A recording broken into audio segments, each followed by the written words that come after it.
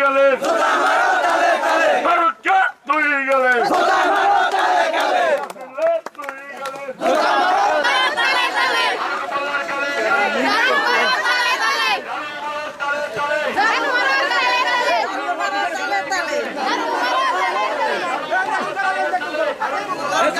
দেখতেছেন যদি ওরা ন্যায়ের পক্ষে না থাকতো তাই কষ্ট করে রোদ্র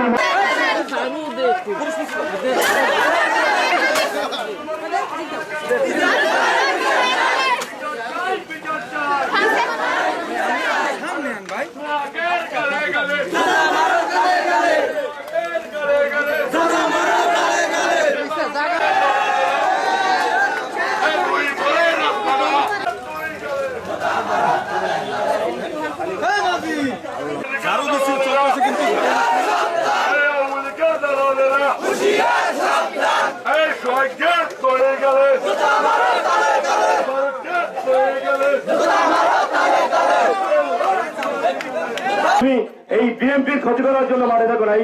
আব্দুল হক এভাবে অনেক কাজ করেছে এবং আমি এখন বলি আপনাদেরকে যে এই যে হারুন মোল্লা, এই হারুন মোল্লা তালতলি বিএনপিতে ও কখনো এই 16 বছরে যদি ও আমাকে 5টা ফুটেজ দিতে পারে যে কোনো প্রোগ্রামও করেছে তাহলে আমি আমার রাজনীতি আমি ছেড়ে দেবো।